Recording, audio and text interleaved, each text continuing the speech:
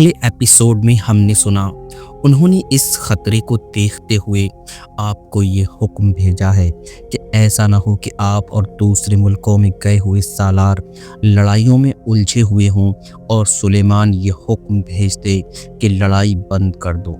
इसका मतलब ये होगा कि पसपा होकर वापस आ जाओ। उस अधेड़ उम्र बाशऊर कासिद ने कहा, उफक से अंधेरा सा उठता नजर आ रहा है, ये ज़वाल का अंधेरा है। अब आगे एपिसोड नंबर 90। मोहम्मद बिन कासिम जो पहले ही हिजाज बिन यूसुफ की वफ़ात के सदमे से नहीं संभला था, खलीफा वलीद बिन अब्दुल मुल्क की बीमारी से और ज़्यादा परेशान हो गया। परेशानी में इजाफा उन हालात ने किया जो खिलाफत की जानशीनी पर पैदा हो रहे थे। सुलेमान बिन अब्दुल मुल्क से मोहम्मद बिन कासिम को कोई अच्छी तवक्को नहीं रख सकता था।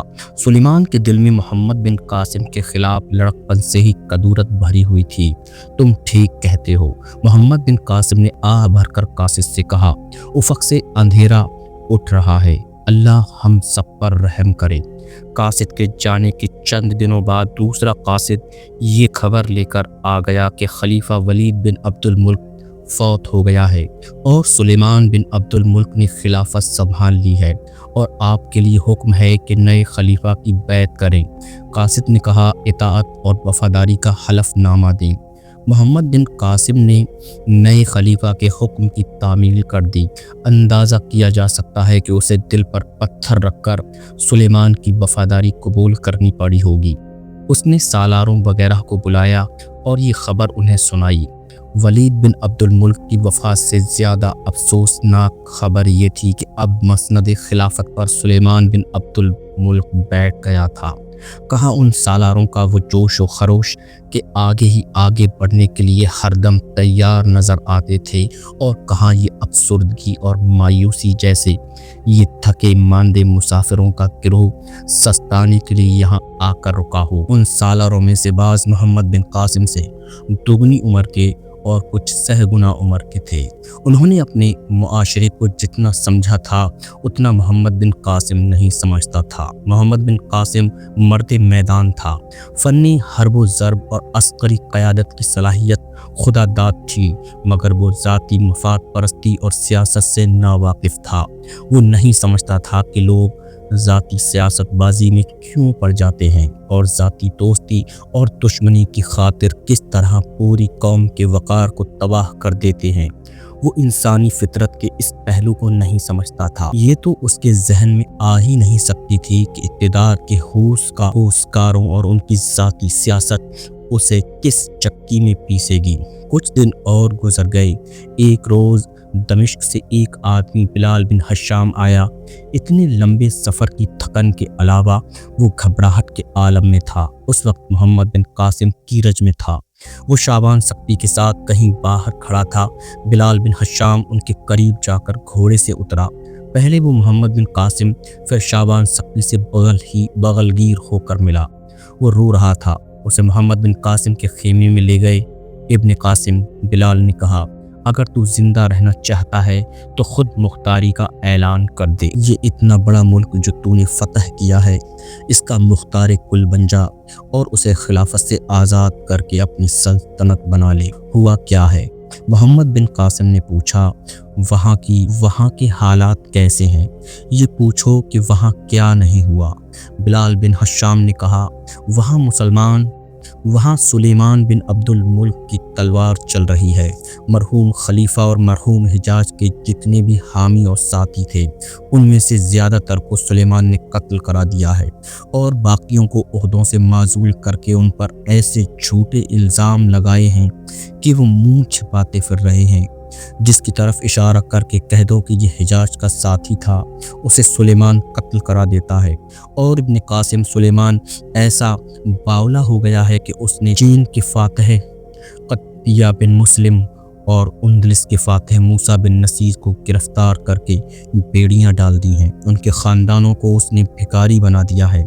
मैंने सुना है कि उन दोनों फातहीन को वो जलील व ख्वार करके मारेगा। बाद में ऐसे ही हुआ था।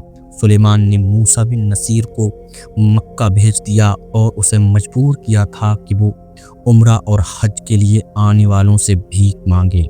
یہ الگ داستان ہے جو کسی دوسرے سلسلے میں سنائی جائے گی۔ سلیمان نے تمام امیر تبدیل کر دیے ہیں۔ بلال بن حشام نے کہا مشرقی ملکوں کا امیر یزید بن مہلب کو بنا دیا ہے، تو شاید جتنا جانتا ہوگا کہ یزید بن مہلب کی تیرے خاندان کے ساتھ پرانی دشمنی ہے، حجاز کا تو وہ جانی دشمن تھا۔ یزید بن مہلب نے ایک خارجی سہیل بن عبد الرحمن کو خراج کے محکمے کا حاکم مقرر کر دیا ہے، یہ تمہارے خاندان کا دوسرا دشمن ہے۔ ان دونوں نے میری موجودگی میں اعلانیہ کہا ہے کہ ہم بنو ثقیف کو خاک میں ملا دیں گے۔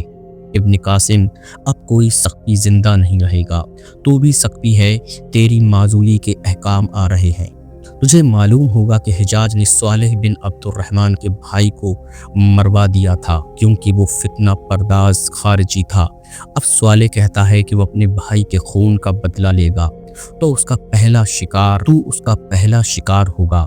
ابن قاسم، معزولی سے پہلے خود مختاری کا اعلان کر دے۔ ہاں ابن قاسم، شعبان ثقفی نے کہا، سمندر سے سورت تک اپنا جو لشکر پھیلا ہوا ہے وہ سب تیرے ساتھ ہے، اس ملک کے ہندو بھی تیرے ساتھ ہیں، سب تیرے وفادار ہیں، ہم سب تیرے ساتھ ہیں، خود مختار ہو جا۔ نہیں، محمد بن قاسم نے کہا، میں نے خود مختاری کی طرح ڈال دی تو بہت سے ایسے ملک ہیں جہاں مجھ جیسے سالار امیر ہیں، وہ بھی خود مختار ہو جائیں گے، پھر سلطنت اسلامیہ ٹکڑے ٹکڑے ہو جائے گی۔ دوسرے سالار بھی آ گئے، انہوں نے بھی محمد بن قاسم سے کہا کہ وہ خود مختاری کا اعلان کر دے اور جب تک سلیمان خلیفہ ہے خلافت سے تعلق توڑے رکھے، لیکن محمد بن قاسم نہ مانا۔ وہ کہتا تھا کہ خلافت کا تعلق رسول اکرم صلی اللہ تعالی علیہ وسلم کے ساتھ ہے، وہ رسول اکرم کی حکم عدولی نہیں کرے گا۔ دشمن دمشق میں سلیمان کے حکم سے اس کے مخالفین کا خون بہتا رہا۔ حجاز کے خاندان کے افراد کو پہلے عہدوں اور رتبوں سے معزول کیا گیا، پھر انہیں قتل کرایا جانے لگا۔ اس خاندان کی مستورات کو بھی نہ بخشا گیا۔ پھر محمد بن قاسم کی معزولی کا حکم آ گیا اور اس کی جگہ یزید بن قبشہ کو سندھ کا امیر مقرر کیا گیا۔ تاریخوں میں یہ واضح نہیں کہ محمد بن قاسم کے خلاف الزام کیا تھا۔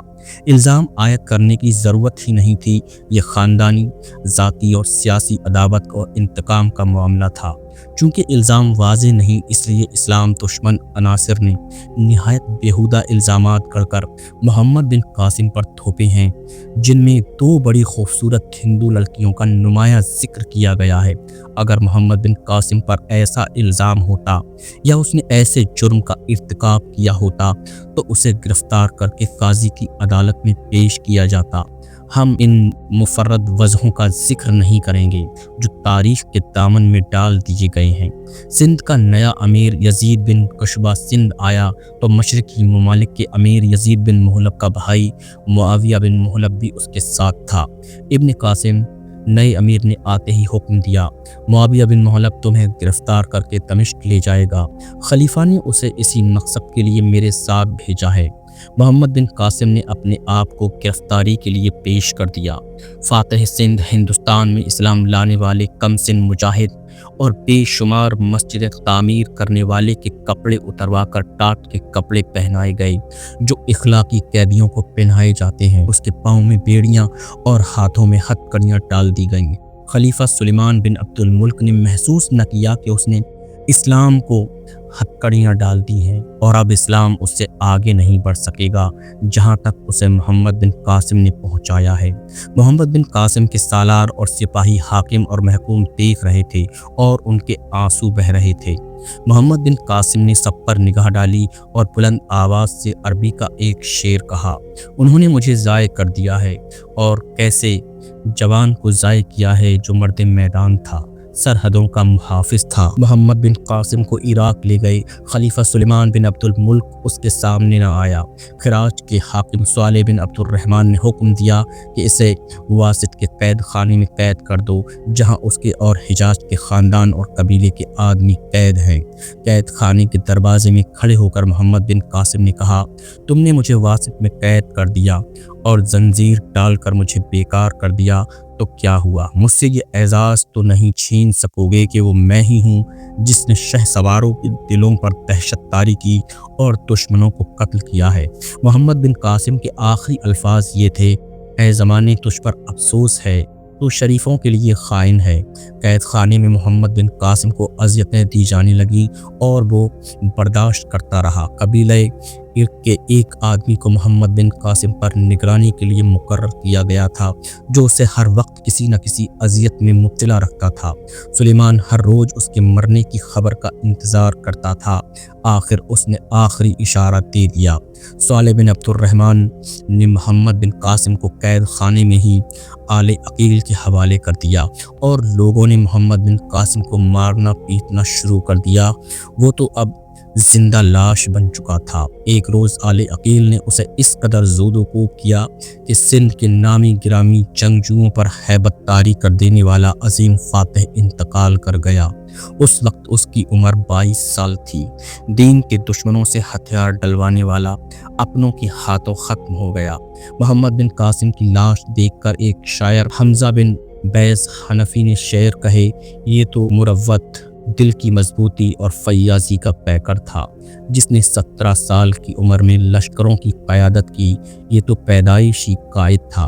ایک اور شاعر نے کہا: اس نے 17 سال کی عمر میں مردان کارزار کی سرداری کی، اس کی عمر کے لڑکے ابھی گلیوں میں کھیل رہے تھے۔ ایک ستارہ چمکا اور ٹوٹ گیا۔ یہاں سے اقتدار کی سیاست چلی۔ اقتدار جس کے ہاتھ آیا اس نے مخالفین کو قتل، گرفتار اور ذلیل و خوار کیا۔ یہ سیاست آج تک چل رہی ہے اور اسلام کا ستارہ مصنوعی ستارہ بن کر خلا میں بھٹک رہا ہے۔